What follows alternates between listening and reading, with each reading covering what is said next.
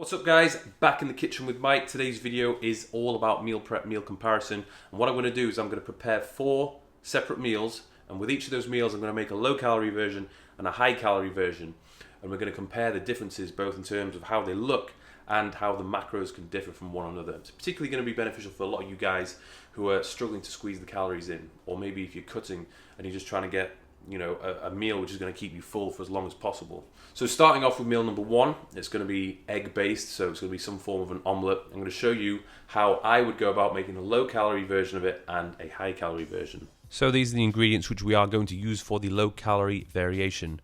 We're going to spray the pan with some fry light oil.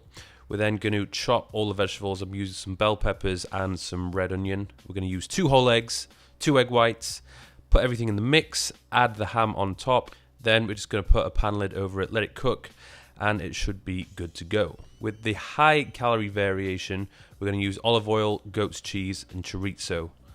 We're going to use olive oil in the pan this time instead of the fry light oil. Use some onions, use all of the whole eggs this time around, put it all in the pan, let it cook, and then we're just going to add the goat's cheese on top, let it cook for a little bit longer, flip it over, and there you go. So that's the first meal done. If you just look at these, you can't really tell which one has more calories. In terms of the size and volume, they look pretty much the same.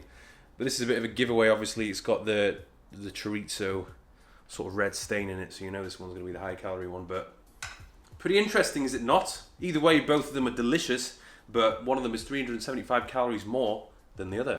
So here we have a comparison side by side. Like I said before, the volume looks pretty much the same. However, there's a difference of 375 calories, mostly coming from the additional fat.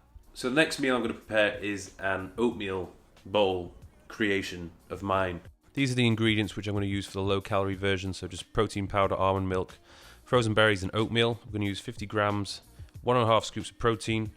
I would suggest that you cook the oatmeal for a bit before you add the protein, and then you can add the frozen berries, mix it up, and there you go. With the high calorie version, there's quite a few more ingredients. We've got nuts, dates, honey, and some milled seeds and raspberries. So we're using 10 grams less of oatmeal than the low calorie version. I'm going to chop up all the dates. We're going to weigh out all the ingredients, and then we'll just add it all to the mix pretty much after the oatmeal's cooked for a while. Mix it all about, let it cook for a little bit longer. Then we're going to add the honey. Once again, we're going to mix it up, and then we're done. So that's both of the oatmeal bowls prepared. As you can see, in terms of volume, they don't really look that much different, but there's a difference of 533 calories more in this one. So here we go, side by side comparison. Protein's pretty much the same, but the carbs and fats have gone up massively. So the next meal I'm going to move on to is a variation of a salad. I'm going to do one salad variation, which is going to be low calorie. I'm going to try and make it as tasty as possible because obviously everyone knows that salads aren't really that fun. And then I'm going to do another salad, which is going to be as calorie dense as I can make it, yet almost is going to be pretty much the same in terms of volume. So these are the ingredients we're going to use for the low calorie variation. We're going to prepare the chicken all in one go, anywhere between 150 to 200 grams worth. Spray the pan with some fry light oil, add some seasonings, and the chicken is done. Then we're just going to weigh out all the veg. You don't have to weigh out veg all the time, but I'm just doing it for the sake of this video so that we're pretty accurate with everything. We're going to chop everything up, prepare it. Use about 100 grams worth of the leafy greens, add everything to the mix. We're going to add about 50 grams worth of pomegranate and a little bit of balsamic vinegar as well, just to spice things up. Moving on to the high calorie version, we've got quite a few additional ingredients here, mainly fat based. So we've got dates, nuts, goat's cheese, and a whole avocado, which is going to go into the mix. So we're going to prepare all of that into little chunks, and then we're going to add 100 grams worth of leafy greens, add everything together, and then we're going to mix it up just a little bit. And then an additional thing we're going to use is like the fried dried onion, and then a tablespoon of olive oil and a tablespoonful of balsamic vinegar. So there we go, both of the salads are prepared. Now if you looked at that, would you be able to tell? I mean, even just weighing them, they feel pretty much the same. But I tell you what, one of them is 868 calories more than the other. So if you've always thought salads are low calorie and healthy, well, I've showed you 2 variations of healthy salads, but this one, 1,200 calories in this. So if you're trying to bulk and you're struggling, I suggest you go for something like this. So the side-by-side comparison, protein's up a little bit, carbs have doubled, but fats have gone up massively. On to the final dish, and this is going to be a fish, sweet potato, vegetable combination. So here we have the ingredients for low calorie version and then ingredients for the higher calorie version.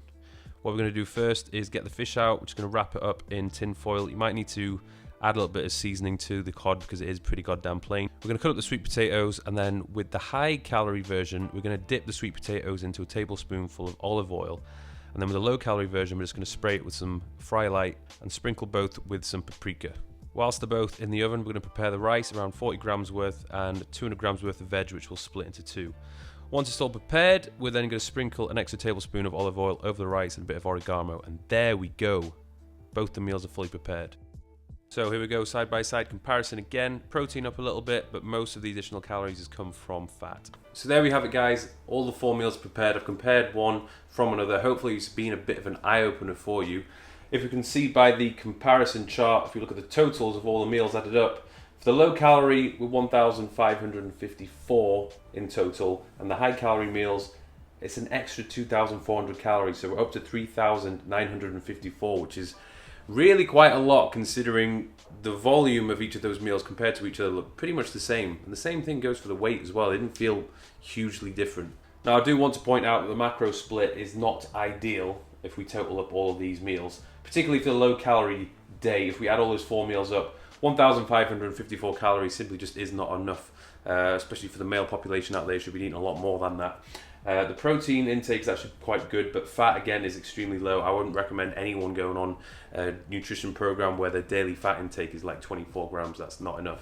If you really want to get on top of your nutrition programming and you want to reach your goals, the best way to do it is to prepare the meals, or at least to know for sure what is going into the food which you're eating. And it's a big problem for a lot of people who I work with, and even for myself when I'm traveling. When I'm going out and I'm eating food at a restaurant, I really just don't know what is in there. I don't know how they've gone to prepare that meal. So as you can see, the calories can vary drastically. It just depends upon the preparation, what additional ingredients have gone into making the meal itself. If you want to look a little bit more in depth as to the macros which were used in the meals and the ingredients and so on, just check the description box and there'll be a full list of the information there. Also, training programs are available if you check on my website, www.mikedurston.co.uk. Thanks for watching, and I will see you guys soon.